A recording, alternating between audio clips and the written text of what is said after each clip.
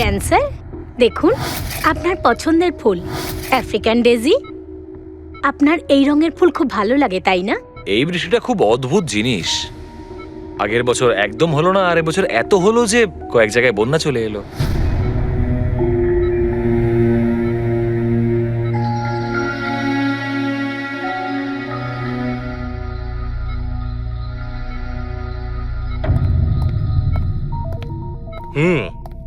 বাবা, তোমার এই স্টুডেন্টরা তাদের ভালোবাসায় তোমাকে বিগড়ে দিচ্ছে খালি, তাই না?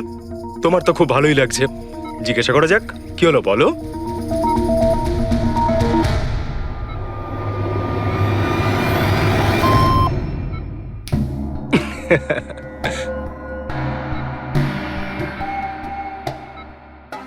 আরে এগুলো তো ময়লা কাপড়, তাই না? দিন, এটা আমাকে দিন। ভাই, আমি আসছি।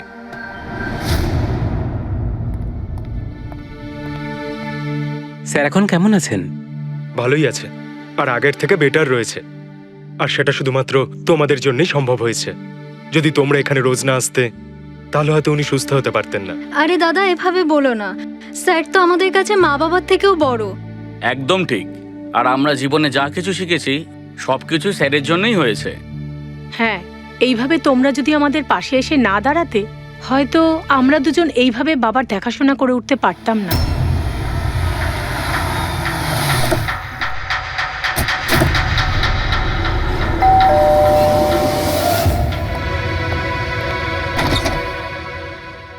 সন্দীপ আঙ্কেল, নমস্কার আঙ্কেল। নমস্কার। ভালো আছো? তোমার বাবা কেমন? ভালো আছেন, খুব ভালো আছেন। বাহ, বেশ কথা।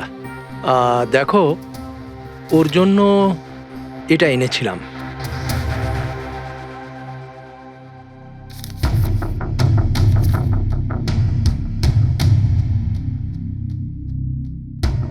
আঙ্কেল, 25 লাখ টাকার চেক? হ্যাঁ মা, আজ জ্ঞানদীপ ইনোভেশনস এর 5 বছর পূর্তি। সেটার উপহার ভাবতে পারো। আঙ্কেল, সেটা ঠিক আছে, কিন্তু বাবা তো গত 2 বছর ধরে কোম্পানির জন্য কোনো কাজই করেনি। দেখো, কিছু সম্পর্ক এই সমস্ত কথাবার্তার অনেক ঊর্ধ্বে হয়। তোমার বাবা আর আমার বন্ধুত্ব অনেকটা এরকম। চলো জ্ঞানের সঙ্গে দেখা করি। বাবা, দেখো কে দেখা করতে এসেছেন। কেমন আছে আমার বন্ধু? আরে, আগে থেকে তো অনেক ফিট মনে হচ্ছে। যদি তোকে এত হ্যান্ডসাম লাগে, নার্স তোকে ভালোবেসে ফেলবে। শোনো প্লিজ। আমি তোমার বাবার সঙ্গে কিছু কথা বলতে চাই, if you don't mind. Sure uncle, যাও যাক। হ্যাঁ হ্যাঁ, প্লিজ এসো সবাই।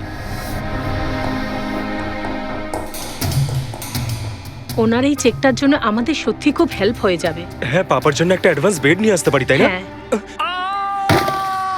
হ্যাঁ, আরে স্যার, স্যার কি হলো? স্যার, কি হলো? লাইট অন্ধকার কেন এখানে? লাইট কি হলো? স্যার, কি হলো? সন্দীপ আঙ্কেল,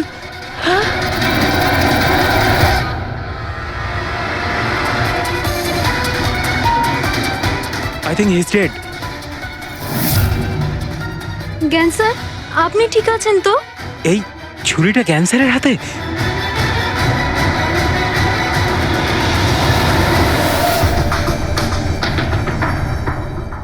আচ্ছা, তুমি এটা বলছো যে তোমার বাবা জ্ঞানবাবুর হাতে ছুরি ছিল, কিন্তু উনি সন্দীপবাবুর খুন করেননি। স্যার উনি কিভাবে খুন করতে পারেন? 2 বছর ধরে তো উনি প্যারালাইজড। ওনার CLIS হয়েছে। Complete locking syndrome. হ্যাঁ স্যার, এই পরিস্থিতিতে শরীরের কোনো অংশই কাজ করে না, এমনকি চোখের পাতা পর্যন্ত পড়ে না। ওনার প্যারালাইসিস হলো কি করে? স্যার 2 বছর আগে বাবার একটা অ্যাক্সিডেন্ট হয়েছিল। অদ্ভুত ব্যাপার, 2 বছর আগে ওনার অ্যাক্সিডেন্ট হয়েছিল, তখন থেকে উনি বিছানায়। তাহলে ওনার হাতে ছুরি এলো কি করে? স্যার এটা অসম্ভব। খুন জ্ঞান স্যার নয়, অন্য কেউ করেছেন। আরে কিন্তু ছুরি তো ওনার হাতেই ছিল। হয়তো খুনি এই কাজটা করেছে। তার মানে হলো এই রুমে জ্ঞানবাবু আর সন্দীপবাবু ছাড়া আরো কেউ ছিল? না স্যার, আমরা সবাই তো নিচেই ছিলাম। হ্যাঁ স্যার, আর ঘরে তো আর কেউ ছিল না স্যার। তার মানে তুমি এটা বলতে চাইছো যে এই খুন জ্ঞানবাবু করেছেন? না স্যার, আমি সেটা বলতে চাইনি। তুমি কি বলতে চাইছো? সন্দীপ তাহলে নিজেকেই ছুরি মেরেছে, আর মারা যাওয়ার আগে ছুরিটা ওনার হাতে ধরিয়ে দিয়ে যায়? হ্যাঁ, আবার এমন নয় তো যে জ্ঞানবাবুর কোনো শরীর খারাপই নয়, শুধু অ্যাক্টিং করছেন? স্যার আপনি এসব কি বলছেন? যেটা আপনি শুনলেন, যদি আপনার কোনো আপত্তি না থাকে আমরা আপনার বাবাকে আরেকবার চেক করতে চাই। করুন আপনি। আমরা কি মিথ্যা বলছি নাকি? দেখে নিচ্ছি।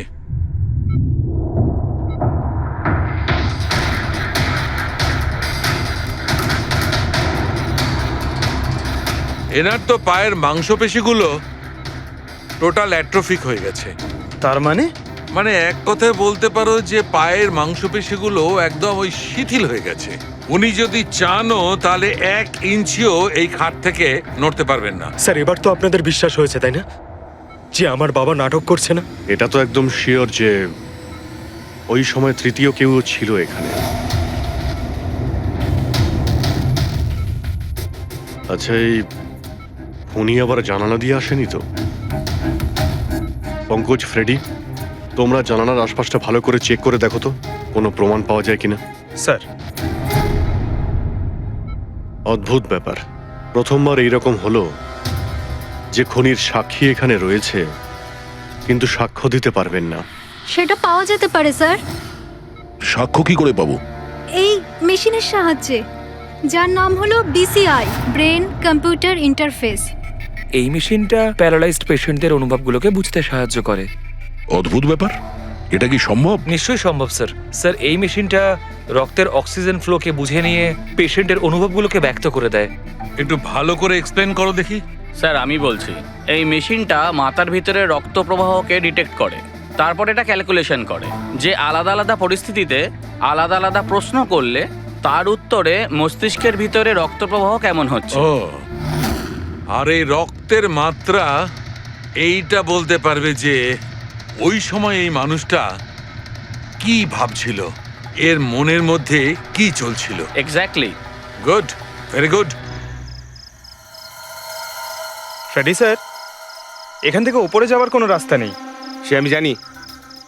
এই পাইপটা দেখ, খুনি এই পাইপটা বেয়েই উপরে উঠেছিল, খুন করে এই পাইপটা ধরেই বেয়ে নিচে নেমে গেছিল।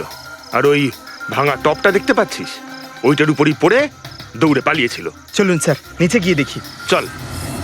আমার বাবা অ্যাক্সিডেন্টের আগে এই টেকনিকটাকে আরো এগিয়ে নিয়ে যেতে চেয়েছিলেন। বাবা সবসময় এটা বিশ্বাস করতেন যে বিজ্ঞানের কাছে সব প্রশ্নের উত্তর রয়েছে, প্রয়োজন শুধু চোখ খুলে সমাধানটা খুঁজে বের করা। আপনার বাবা একদম ঠিক কথা বলতেন।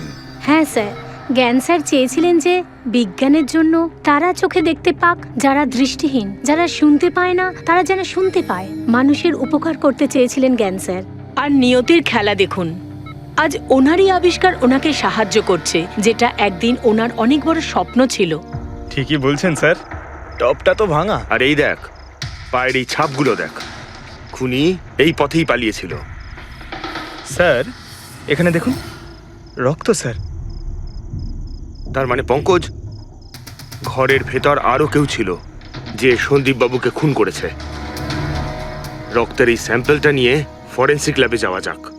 আচ্ছা, এই জ্ঞানবাবু BCI এর সাহায্যে কি কথা বলতেন? যেরকম ওনার যখন খিদে পেত উনি সেটা বলতেন, যদি ওনার বেড প্যানের প্রয়োজন হতো সেটাও বলতেন, এমনকি বাবা ওটা দিয়ে দাবাও খেলতেন স্যার। কি দাবা খেলতেন? গ্রেট। হ্যাঁ স্যার, যেমন যেমন প্যাটার্ন এনার মনের মধ্যে তৈরি হতো সেই অনুযায়ী অক্ষরের পেছনে লাইটগুলো জ্বলে উঠতো, আর আমরা অক্ষরগুলোকে মিলিয়ে বুঝে যেতাম যে ইনি কি বলতে চাইছেন। তাহলে তো উনি বলতে পারবেন যে খুনি কে। হ্যাঁ স্যার, নিশ্চয়ই। স্যার, বাবাকে একবার জিজ্ঞেস করা উচিত। অবশ্যই করব, আগে তো আমরা ভালো করে তদন্ত করে নিই।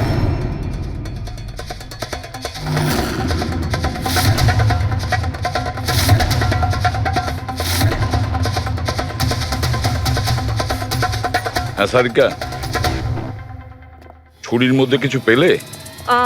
শুধু মিস্টার জ্ঞানের আঙুলের ছাপ পাওয়া গেছে, আর কারোরই নয়। তাহলে হতে পারে খুনি গ্লাভস পরেছিল স্যার খুন করার সময়। তার মানে খুনি জানলা দিয়ে ঘরের ভেতরে আসে, ও সন্দীপকে মারে, আর সেই ছুরিটা জ্ঞানের হাতে ধরিয়ে দেয়, আর তারপর লোকেরা এই রুমে আসার আগেই ও জানলা দিয়ে পালিয়ে যায়। স্যার, এটাও তো হতে পারে যে খুনি কোনো বাড়ির লোক। না পূর্বী, রুমে যতগুলো লোক ছিল স্যার, তাদের কারোর শরীরে এই চোট বা আঘাতের চিহ্ন ছিল না স্যার। আর ওই শুকিয়ে যাওয়া রক্ত, ওটা কোনো বাইরের লোকেরই। একটা কথা বুঝতে পারছি না দয়া, যদি খুনি বাইরের লোক হয় তাহলে এটা কি করে জানলো যে সন্দীপ জ্ঞানের সঙ্গে দেখা করতে আসবে? 10 মিনিট আগে সন্দীপ পৌঁছে যায় আর তারপর ওর খুন হয়ে যায়। স্যার, এমন মনে হচ্ছে যে হতে পারে এই খুনি সন্দীপ বাবুকে ফলো করছিল, আর যখন সন্দীপবাবু তার পুরো দিনের শিডিউল বানাচ্ছিল, হতে পারে কোনোভাবেও জেনে গেছিল যে বিকেল বেলায় সন্দীপবাবু জ্ঞানবাবুর সঙ্গে দেখা করতে যাচ্ছেন। সে ঠিক আছে, কিন্তু এরা দুজনেই সন্দীপ আর জ্ঞানবাবু কথা বলবে সেটা কি করে জানলো? স্যার, এটাও হতে পারে যে খুনি জানতো না, আর যেহেতু ও ওকে ফলো করছিল, যেই সুযোগ পেয়েছে রুমে ঢুকে ওকে মেরে দিয়েছে। দয়া, নিশ্চয়ই ওর সঙ্গে কোনো শত্রুতা ছিল এই সন্দীপের ওপর, সেই জন্যই তো খুনি পিছু না ছাড়েনি। আর বস, যার সঙ্গে এই সন্দীপ বাবুর শত্রুতা ছিল তার প্লাস্টিক অ্যানিমিয়া ছিল।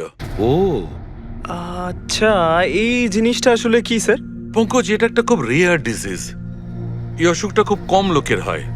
এতে মানুষের বোন ম্যারো আর বোন ম্যারো স্টেম সেলস ধীরে ধীরে নষ্ট হতে থাকে। রক্তের লোহিত রক্তকণিকা, শ্বেত রক্তকণিকা আর প্লেটলেটস সব ধীরে ধীরে নষ্ট হতে থাকে। যদি এই রোগটা রেয়ার হয়, তাহলে খোঁজ নেওয়া খুব একটা কঠিন হবে না যে শহরে কতজন লোক আছে যাদের এই ধরনের রোগ আছে। Plastic anaemia.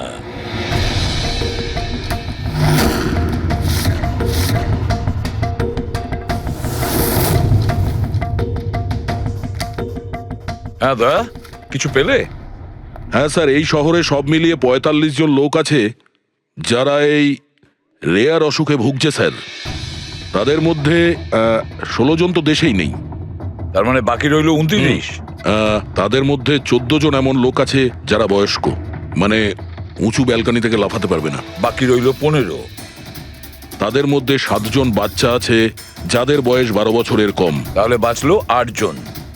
হ্যাঁ স্যার, আর ৮ জনের মধ্যে তো ৪ জন এমন আছে স্যার যারা অনেক বেশি মোটা স্যার। এই দেখুন, ও, এরা না ওই ব্যালকনিতে উঠতে পারে না লাফাতে পারে। অসম্ভব স্যার। তার মানে দয়া, আমাদের কাছে সাসপেক্ট ৪ জন। ৪ জন সাসপেক্ট। হ্যাঁ স্যার। নাম কি তাদের? স্যার, লীলা, রমেশ, সুনীল আর হেমন্ত। নীলা, রমেশ, সুনীল আর হেমন্ত।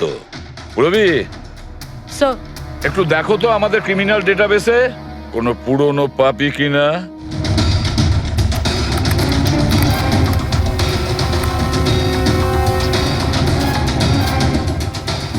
পেয়ে গেছি। রমেশ। চুরি, ছিনতাই, তাছাড়া লোকেদের মেরেওছে। থাকে কোথায় সে? সরোজনগর চল। নিয়ে এসে একে।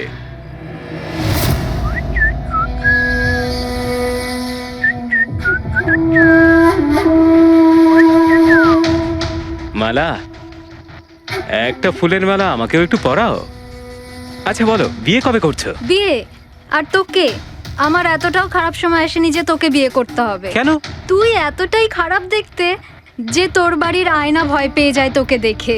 কিন্তু তোমার বাড়ির আয়না তোমার জন্য কবিতা বলে, এটা আমি খুব ভালো করে জানি। আরে, তোর হাতে আবার কি হলো? আরে কিছু না, শত্রুর সাথে যুদ্ধ করতে গেলে এরকম চোট লেগেই থাকে মালা দেবী। নাটক করিস না, বল কি হয়েছে? ব্যাপারটা এই যে আমি হেঁটে হেঁটে যাচ্ছিলাম, হঠাৎ করে দেখলাম একটা বুড়ি মহিলা রাস্তা পেরোনোর জন্য এগোচ্ছিল। তখনই উল্টো দিক থেকে একটা মোটরসাইকেল খুব জোরে, খুব স্পিডে, ১০০ স্পিডে ওর দিকেই এগোচ্ছিল। যখনই মোটরসাইকেল ওই বুড়ি মহিলাকে ধাক্কা মারতে যাচ্ছিল, মাঝখানে পৌঁছে গেলাম আমি আর বাঁচিয়ে নিলাম ওকে। আচ্ছা, তুই এতটাই সাহসী? আমি কি কি ভালো পারি সে ব্যাপারে তো তুমি এখনো জানোই না। আচ্ছা বল, আর কি কি গুণ আছে তোর মধ্যে? আমার ভালো গুণগুলো হলো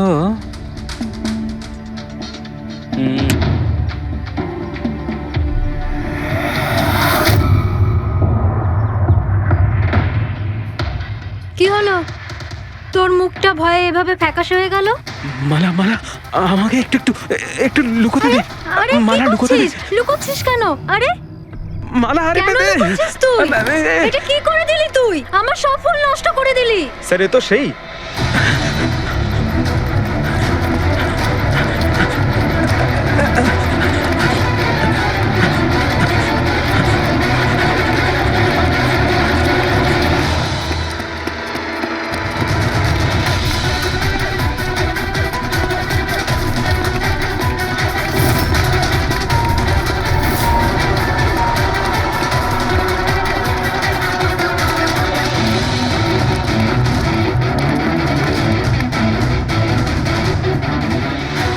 পালিয়ে গেছে মনে হয় স্যার।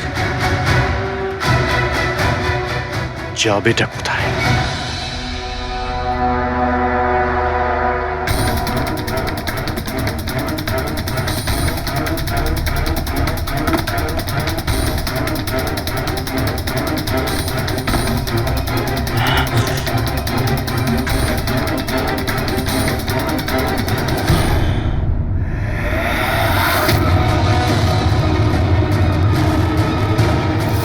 আয় আয় আয়, তোরই বাড়ি এটা। দৌড়াচ্ছিস কোথায়? হ্যাঁ, সিআইডি থেকে পালানো তো সহজ নয়। আমার একটা গুণ আছে, যখন আমি রেগে যাই তখন অপরাধীর খারাপ সময় শুরু হয়ে যায়। এর তো খারাপ টাইম শুরু হয়ে গেছে স্যার। এসব কোথা থেকে নিয়ে এসেছিস? হ্যাঁ, আনিনি স্যার, নিজে বানিয়েছি। এই মেশিনটা তুই বানিয়েছিস? দেখে তো মনে হচ্ছে চাও ঠিক করে বানাতে পারিস না, মেশিন বানিয়েছিস। কোথা থেকে চুরি করেছিস? না স্যার, আমি চুরি করিনি। শুধু চুরি করিসনি, খুনও করেছিস তুই। খুন? কার sir? D117 MG road, Sundarnagar. এখানে গেছিলি তো তুই? তোর হাতে আঘাত লেগেছে না? তোর এই রক্ত আমরা ওখানে পেয়েছি। আমার ছিল না স্যার। তোরই ছিল। তুই যে হসপিটালে ট্রিটমেন্ট করিয়েছিলি সেখানেই ম্যাচ করে গেছে। মাঝার কোনো রাস্তা নেই? না, সোজা ফাঁসি। চুরির জন্য ফাঁসি দিয়ে দেবে? চুরি নয়, খুন, সন্দীপের খুন। না স্যার, আমি কোনো খুনই করিনি। আমি তো শুধু ওখানে চুরি করতে গেছিলাম। তুই একে খুন করিসনি? হে ভগবান, কি বিপদে পড়লাম। মায়ের দিব্যে বলছি স্যার, আমি কোনো খুন করিনি। আমি তো খবর পেয়েছিলাম যে ওখানে একটা লোক থাকে যার প্যারালাইসিস হয়ে গেছে। চুরি কোথায় করতে হবে সেটা ভালো করে জেনে নিয়ে আমি ওখানে শুধু চুরি করতে গেছিলাম। আমি ওখানে শুধু এই কারণেই গেছিলাম। আমি তোকে চিনিও না, কেন মারবো? কারণ সন্দীপ তোকে চুরি করার সময় দেখে ফেলে, তাই একটা অপরাধ লুকোতে গিয়ে আরেকটা করে ফেলেছিস। হ্যাঁ, এই কথাটা সত্যি স্যার, যে আমি ওখানে গেছিলাম আর সন্দীপ আমাকে দেখে চিৎকারও করেছিল। ওর চিৎকার শুনে আমি ভয় পেয়ে গিয়ে পালিয়ে এসেছিলাম। তাহলে তোর লাগলো কি করে? এটা যখন সন্দীপ চিৎকার করলো তখনই লাইট চলে গেছিল আর অন্ধকারে আমি নিচে লাফালাম। ওই লাফাতে গিয়ে চোট লেগে গেছে। ওই রুমের মধ্যে তুই ছাড়া সেই সময় আর কেউ ছিল না। তুই খুন না করলে কে খুন করবে? না স্যার, আমি ছাড়া অন্য কেউ ছিল ওখানে। কে?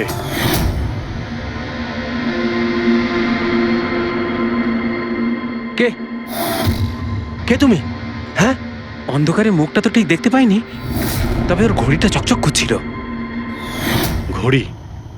সন্দীপ তো কোনো ঘড়ি পড়েছিল না। স্যারও মিথ্যে বলছে। কোনো মানুষ ছিল না, কোনো ঘড়ি ছিল না। কেউ ছিল কি ছিল না তার উত্তর তো ওই দিতে পারবে। জ্ঞান, উনি আজ কেমন আছেন? স্যার আগের থেকে বেটার, কিন্তু আজকে কিছু জিজ্ঞাসা করতে চান ওনাকে? শুরু করি।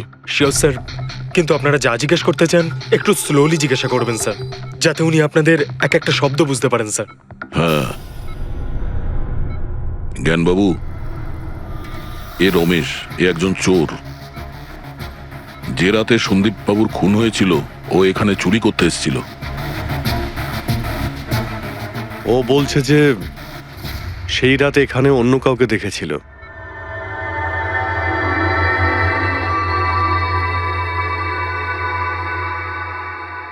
রমেশ, ওই রাত্রে তুমি যেখানে দাঁড়িয়েছিলে সেখানে গিয়ে দাঁড়িয়ে যাও। হ্যাঁ স্যার। স্যার, আমি এই দিক দিয়ে ঢুকেছিলাম আর এখানে এলাম, আর তারপর আমি এদিকে দেখলাম, আর যখনই আমি এখানে পৌঁছালাম দেখলাম সন্দীপ ওখানে দাঁড়িয়ে আছে। আমি ভয় পেয়ে পেছন দিকে ঘুরলাম আর তখনই কারেন্ট চলে গেল। এখানে দাঁড়িয়েছিলে মানে উনি নিশ্চয়ই তোমাকে দেখেছেন।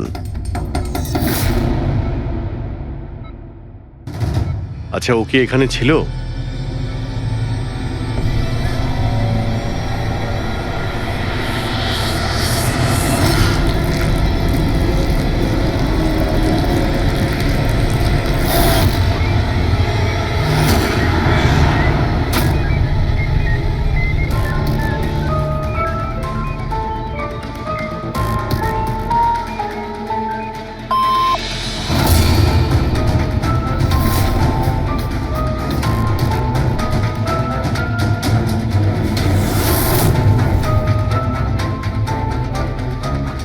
আচ্ছা, রমেশই কি খুন করেছিল?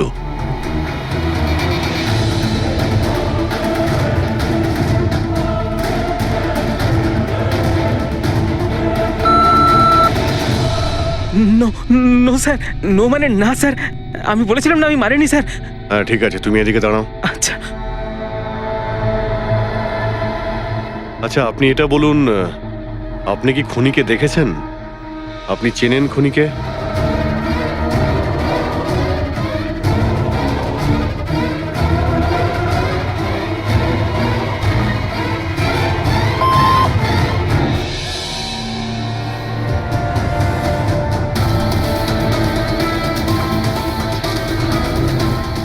আচ্ছা, খুনি এই মুহূর্তে এই রুমে আছে?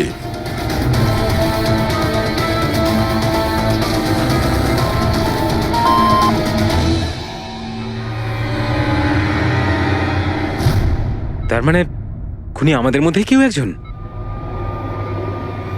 আপনার কোনো স্টুডেন্ট?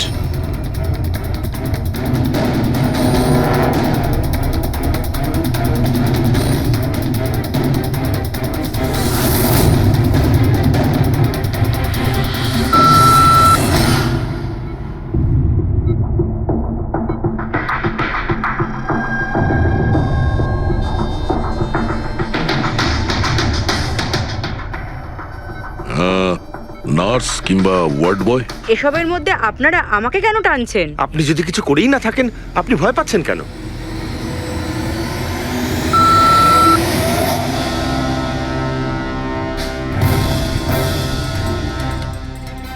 জ্ঞানবাবু, তাহলে শুধুমাত্র তো আপনার ফ্যামিলির লোকেরা আছে।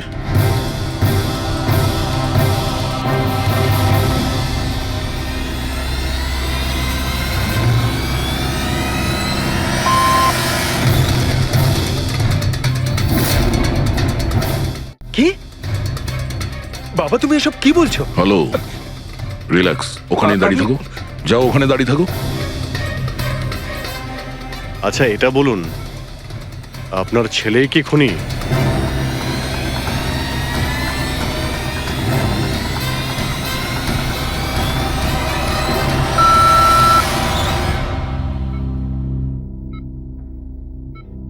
এখন তো শুধু আমিই আছি, কিন্তু আমি এই খুন করিনি। জ্ঞানবাবু, আচ্ছা জ্ঞানবাবু, রিনা খুনি?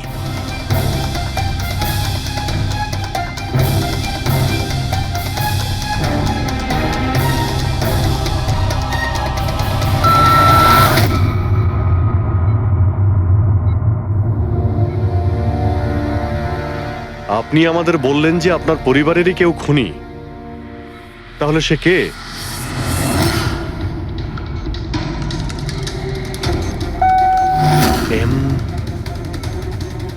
এম? আপনাদের মধ্যে কার নাম এম থেকে শুরু হয়?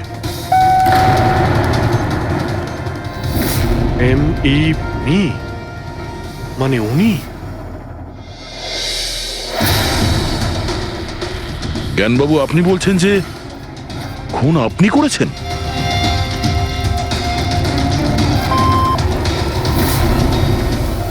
বুঝতে পারছি না ইনি কেন আমাদের সঙ্গে এরকম খেলা খেলছেন। কালকের কাগজে হয়তো আসবে যে সিআইডি নাকি খুনের অপরাধে এমন লোককে অ্যারেস্ট করেছে যে নাকি প্যারালাইসিস হয়ে পড়ে আছে 2 বছর ধরে। খুনি নিশ্চয়ই জ্ঞানবাবুর আশেপাশের কেউ। উনি ওকে বাঁচানোর চেষ্টা করছেন, জানি না কেন। সমস্ত অভিযোগ উনি নিজের মাথায় নিচ্ছেন। যদি সে আপন কেউ হয় তাহলে সেই ছুরি ওনার হাতে কেন দিতে যাবে? অন্য কারোর হাতে দিত, যাকে সহজেই বিশ্বাস করা যেত। আর কারোর ওপর যদি দোষ চাপানোরই হয়, তাহলে জ্ঞানবাবু ওকে বাঁচাচ্ছেন কেন, যখন এই সন্দীপবাবু ওনার খুব ভালো বন্ধু, ভাইয়ের থেকে? এটাই তো, সব থেকে বড় বন্ধু, ভাইয়ের থেকেও বড় বন্ধু। কিছু তো একটা গোলমাল আছে। এ কি সত্যিই বন্ধু নাকি শত্রু?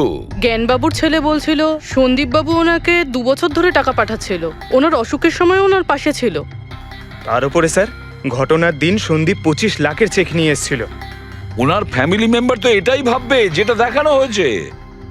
আর সব সময় পর্দার পিছনের খেলাটা অন্য কিছু হয়ে থাকে, অন্য রকম হয়ে থাকে।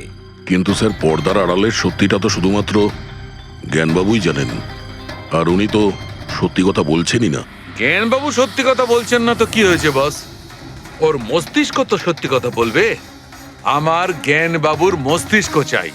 জ্ঞানবাবুর মস্তিষ্কটা এনে দাও, তারপর দেখবে তুড়ি মেরে খুনির কাছে পৌঁছে যাবো। ডক্টর সালুকে, এটা কি ধরনের ডিমান্ড করলেন আপনি?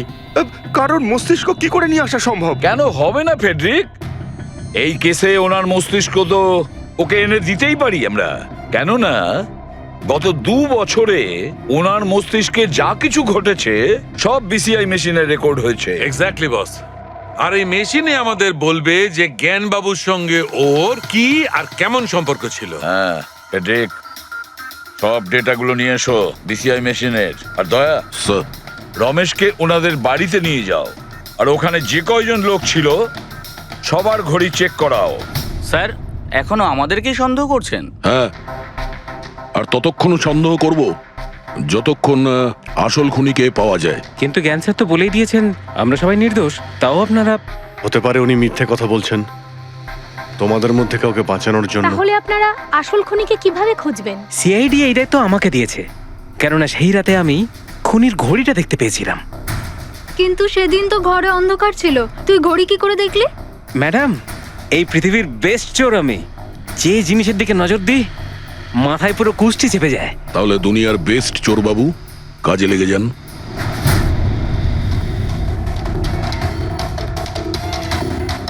সস্তা, টেকসই, সুন্দর, 11,000 টাকা। না, এ নয়।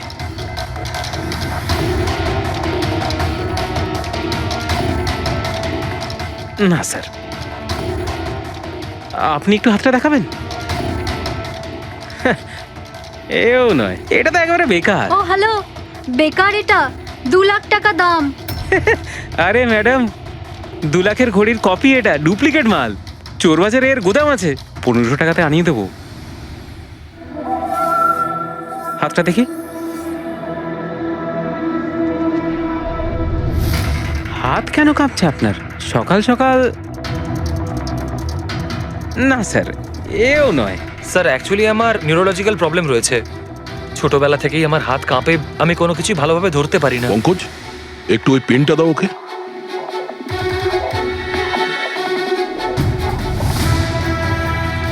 ঠিক করে ধরবেন আপনি। এ তো পেনটাও ধরতে পারছে না। স্যার অ্যাকচুয়ালি জ্ঞান স্যার আমার এই প্রবলেমটাই সলভ করতে চেয়েছিলেন। উনি এর সাথে রিলেটেড রিসার্চও করছিলেন, কিন্তু হয়তো ভাগ্যের সম্মতি ছিল না এতে। আর জ্ঞান স্যারের গাড়ির অ্যাক্সিডেন্ট হয়ে গেল।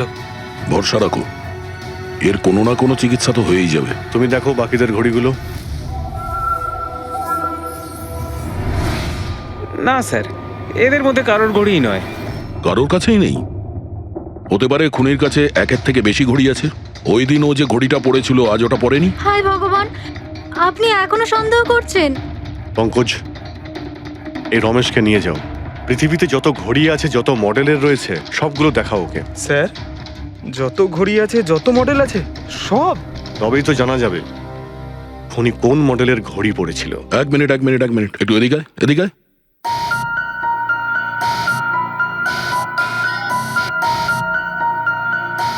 এই নাও, নিজের মানিব্যাগ সাবধানে রাখবেন যখন এই লোকটার সাথে আছে। হ্যাঁ, বলেছিলাম না পৃথিবীর বেস্ট চোর আমি। আর দীপিকার ইয়াররিং আমার ইয়াররিংস? বার কর। স্যার, আপনি এটাও দেখে ফেলেছেন? সিআইডি থেকে কিছু লুকোনো যায় না। হ্যাঁ, যা। আয় বেস্ট চোর, এদিকে আয়। আপনারা এটা বলুন যে এই জ্ঞানবাবু আর সন্দীপের মধ্যে কোনো কি প্রবলেম চলছিল? স্যার খুব ভালো সম্পর্ক ছিল। তাহলে জ্ঞানবাবু সন্দীপবাবুর খুনের অভিযোগ নিজের মাথায় নিলেন কেন? ওনাদের দুজনের ভেতরে কোনো টেনশন হয়েছিল? না স্যার, কোনো টেনশন তো ছিল না, কিন্তু একটা বিষয় নিয়ে তর্ক হচ্ছিল। অ্যাক্সিডেন্টের ঠিক আগে ওনার বিসিআই মেশিনটা একটা পয়েন্টে এসে আটকে গেছিল, আর কোনো রকম সলিউশনও পাওয়া যাচ্ছিল না। এই জন্য জ্ঞান স্যার সবসময় বিরক্ত থাকতেন আর খুব রাগও করতেন। হ্যাঁ স্যার, যখন সন্দীপ আঙ্কেল বাবাকে বলেছিলেন যে আপনি চিন্তা করবেন না, দেখবেন সব ঠিক হয়ে যাবে, তখন বাবা ওনার উপরও রেগে গেছিলেন। হ্যাঁ স্যার, এর জন্য হয়তো উনি জোরে গাড়ি চালাচ্ছিলেন আর অ্যাক্সিডেন্টটা হয়ে গেছে। এক মিনিট। যদি এই অ্যাক্সিডেন্টটা বিসিআই মেশিন তৈরি হওয়ার আগেই হয়েছিল, তাহলে এই বিসিআই মেশিনটা কাজ করছে কি করে? স্যার সন্দীপ আঙ্কেল সেটা কমপ্লিট করেছিলেন। সন্দীপ বাবু? কিন্তু উনি তো কোনো সায়েন্টিস্ট ছিলেনই না। হ্যাঁ, কিন্তু জানি না স্যার, সন্দীপ আঙ্কেল ওই মেশিনের সব সমস্যাগুলো ঠিক করে দিয়েছিলেন স্যার। আর বাবার অ্যাক্সিডেন্টের 1 মাস পরেই ওটা কাজ করতে শুরু করে দেয়, আর প্রজেক্টও সাকসেসফুল হয়েছে স্যার। অদ্ভুত ব্যাপার, এটা কি করে হতে পারে? একজন নন সায়েন্টিস্ট এরকম কমপ্লিকেটেড মেশিন কি করে চালু করতে পারে, যেটা ওনার মতো বৈজ্ঞানিকই শুরু করতে পারেননি? বোধহয় আন্দাজি করে ফেলেছিলেন।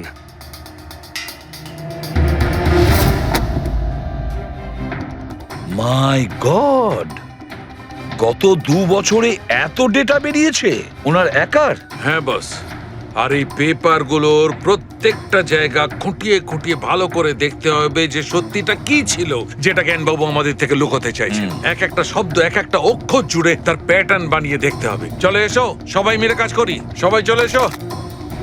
রেডি?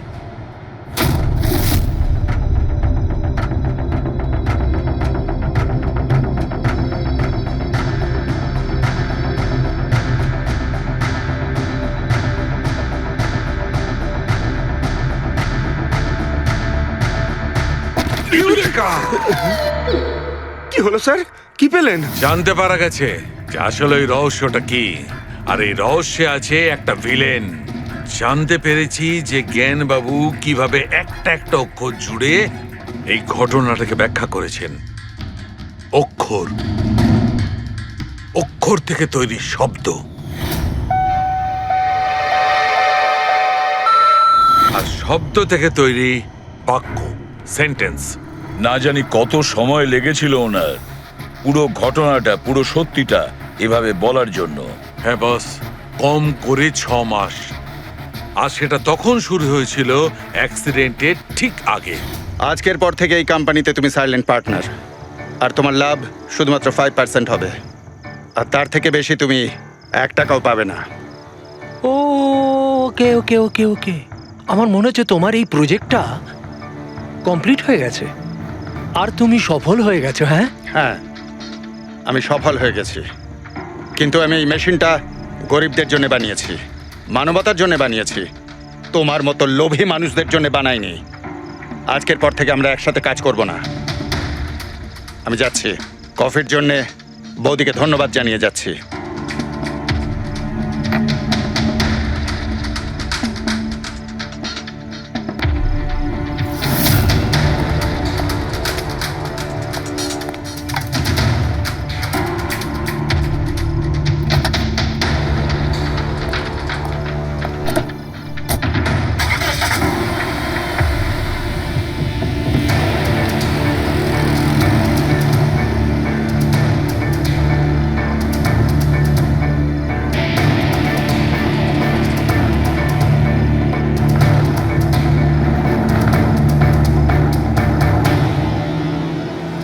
এ কি হলো?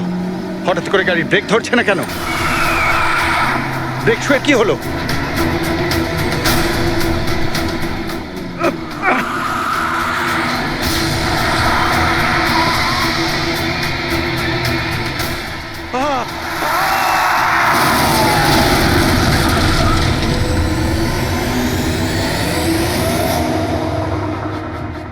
এবার বুঝতে পেরেছো আমাকে ঘাঁটানোর পরিণাম? আমাকে তুমি 5% দিতে যাচ্ছিলে, তাই না? এবার দেখো, আমি তোমাকে 5% দেব সারা জীবনের জন্য। তার মানে সন্দীপ যে বন্ধুত্বের নাটকটা করছিল আসলে ও মুখোশ পরা শয়তান ছিল। আর স্যার, যদি পুরো ডেটা এই কাগজে লেখা থাকে তার মানে হলো জ্ঞানবাবু এই কথাটা নিজের মনে রাখেননি, কাউকে না কাউকে সন্দীপবাবুর আসল উদ্দেশ্যটা বলেছেন।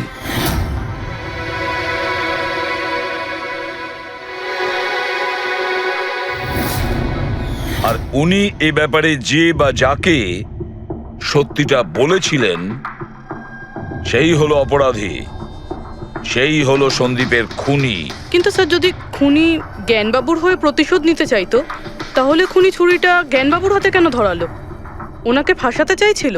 না পুরবি, আমার তো মনে হয় না। খুনি ওনাকে সান্ত্বনা দিতে চেয়েছিল, যে এটা বোঝাতে চেয়েছিল যে দেখুন, আমি আপনার হয়ে সন্দীপকে মেরে ফেলেছি, আপনার প্রতিশোধ আমি নিলাম। আর তাকে বাঁচানোর জন্য জ্ঞানবাবু পুরো অভিযোগ নিজের উপর নিয়ে নিয়েছেন। দয়া, খুনির কাছে পৌঁছানোর একটাই রাস্তা আছে, সেই ঘড়িটা, রিস্ট ওয়াচ, যেটা রমেশ দেখেছিল।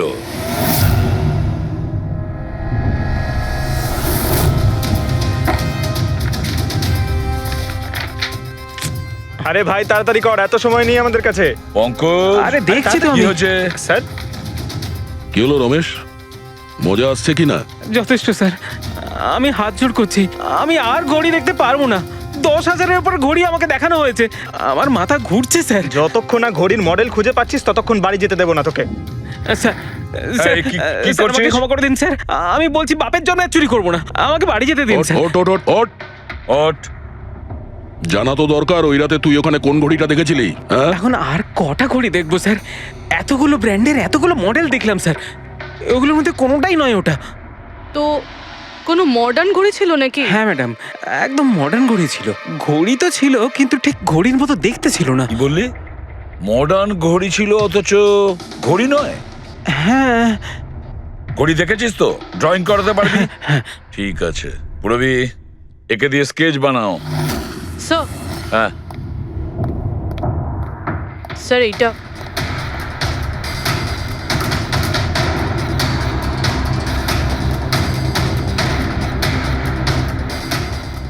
মাই গড, কি হলো? 1 মিনিট বস, একদম জ্যাকপট লেগে গেছে। রমেশ, এদিকে এসো। ওকে। মন দিয়ে দেখো, এই ঘড়িটাই ছিল। এটাই ছিল, একদম এটাই ছিল স্যার। এটা কিরকম ঘড়ি স্যার? চুরি করলে কত পয়সা পাবো? পয়সা নয়, টাকা পাবে, লাখ লাখ টাকা। এত দামি ঘড়ি এটা? ঘড়ি নয়, এটা স্যাটলা বলে একে, স্যাটলা। স্যাটলা? এবার খুনি কে সেটাও আমি বলতে পারি। কে এই খুনি? সে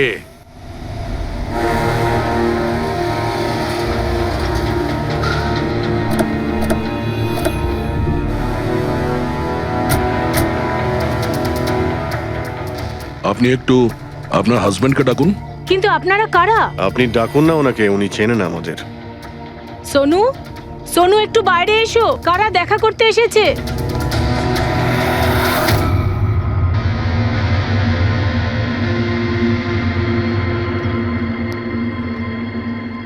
আপনারা এখানে? কি ব্যাপার? এমনি এখান দিয়ে যাচ্ছিলাম, তাই ভাবলাম যে দেখা করে যাই। আমি এরকম কথা আগেও শুনেছি। দেখা করে যাই না, তোমাকে গ্রেপ্তার করে নিয়ে যাই। গ্রেপ্তার? কিন্তু কিসের জন্য? আপনার স্বামী সন্দীপকে খুন করেছে। স্যার, আমি আপনাদেরকে বলেছিলাম তো, এই দেখুন, আমি ঠিক করে জলটাই খেতে পারি না, কারোর মার্ডার কি করে করব? খুন তো করেছো, আর তুমি এই হাত দিয়েই করেছো। কোথায় সেই সেটলা ওয়াচ? হ্যাঁ, ঘড়ি কোথায়? স্যার, আপনারা কোন ঘড়ির কথা বলছেন আমি কিচ্ছু জানি না। এক্ষুনি তুমি জানতে পারবে কোন ঘড়ির কথা বলছি। ফ্রেডি, পঙ্কজ, ঘরের তল্লাশি নাও। পঙ্কজ, উপরে যা, আমি বেডরুমটা দেখছি।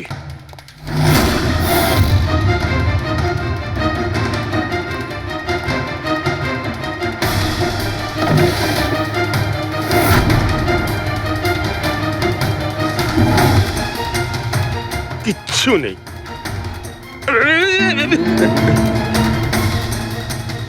কি ফুটলো? স্যার, স্যার, বালিশটার মধ্যে কিছু একটা আছে। বালিশের ভেতরে?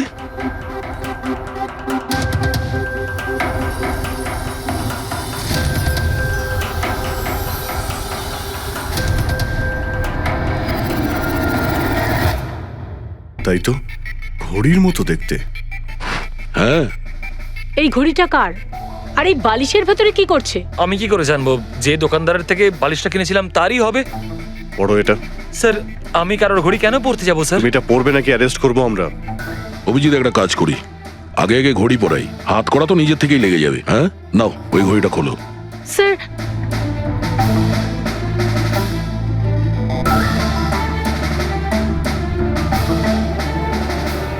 আরে বাহ, দেখো এর হাত কাঁপা বন্ধ হয়ে গেছে।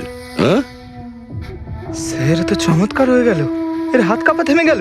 এটা কোনো চমৎকার নয়, এটা সায়েন্স। এবার দেখো এই ঘড়িটা পরার পরে সোনু কত সহজে খুন করতে পারে।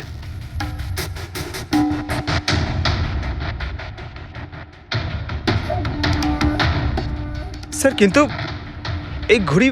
এই ঘড়িটা কাজ করে কি করে? এটাকে সেটলা বলে পঙ্কজ। মোশন সেন্সর আর আর্টিফিশিয়াল ইন্টেলিজেন্স টেকনিক দিয়ে বানানো হয় এই ঘড়ি, কারণ ওর মতো যাদের এই রোগ আছে তাদের জন্য, মানে যাদের হাত কাঁপে। শুধু একটাই উদ্দেশ্য ছিল আমার, প্রতিশোধ আর প্রতিশোধ। জ্ঞান স্যার আমাকে বিসিআই এর সাহায্যে সবকিছু বলে দিয়েছিলেন। আপনাকে কথা দিচ্ছি স্যার, আপনার শত্রুদের শাস্তি দিলেই আমি একটু শান্তি পাবো। এটা আমার তরফ থেকে ছোট্ট গুরুদক্ষিণা মনে করতে পারেন। সেদিন কোম্পানির অ্যানিভার্সারি ছিল আর আমি জানতাম যে সন্দীপ ওখানে নিশ্চয়ই আসবে। প্রত্যেকবারের মতন জ্ঞান স্যারের সাথে ও ওটাই করবে। জ্ঞান স্যারের সাথে কথা বলার আগে ও সবাইকে বাইরে বের করে দিত, যাতে ও স্যারকে অপমান করতে পারে। কিন্তু এইবারে ও এটা জানতো না যে মৃত্যু ওর জন্য অপেক্ষা করছে। আজ আমাদের কোম্পানির 5 বছর পূর্তি। যখন বাড়ির প্রত্যেকে রুমের বাইরে এক এক করে চলে গেল, তখন ওদের খেয়াল ছিল না যে আমি ওদের সাথে নেই। দেখো আমি কেমন বন্ধু। A promise is a promise my friend, and you know as I কে কে তুমি? হ্যাঁ, আর তারপরে আমি কারেন্ট অফ করে দিই আর জ্ঞান স্যারের সামনে আমি ওকে মেরে ফেলি। আর তারপরে আমি ফিঙ্গারপ্রিন্ট মুছে ফেলে জ্ঞান স্যারের হাতে ছুরিটা ধরিয়ে দিই। আর বাকিরা সবকিছু জানার আগেই আমি সবার মধ্যে দাঁড়িয়ে পড়ি। তুমি প্ল্যানটা তো ভালোই করেছিলে, কিন্তু কপালটাই খারাপ। রমেশ ওখানে আসে চুরি করতে, আর ও তোমার এই ঘড়ি দেখে নিয়েছিল। এমনিতেও স্যার কিছুই লুকিয়ে রাখা যায় না। রমেশ না এলেও আজ নয় কাল আমাকে আপনারা ধরেই ফেলতেন। তুমি যখন সবকিছুই বোঝো তাহলে এরকম অপরাধ কেন করলে? জ্ঞান স্যারের ঋণ শোধ করতে। এটা শুধু ঘড়ি নয়, আমার মতো মানুষের কাছে এটা নতুন জীবন, যে জীবনটা জ্ঞান স্যার উপহার দিয়েছিলেন। উনি আমাকে বিশ্বাস করিয়েছিলেন যে বিজ্ঞানের ক্ষেত্রে আমি এগিয়ে যেতে পারি। যেভাবে উনি তোমার সমস্যার সমাধান করেছিলেন, তুমিও সেরকম সমাজের ভালোর জন্য কোনো কাজ করতেই পারতে। কিন্তু তুমি আলোর দিকে যাওয়ার পরিবর্তে অন্ধকারের দিকে চলে গেলে। আর এমন অন্ধকূপে পৌঁছলে যেখানে আসার কোনো আলোই নেই। যদি কিছু থাকে, সেটা হলো শুধু ফাঁসির দড়ি।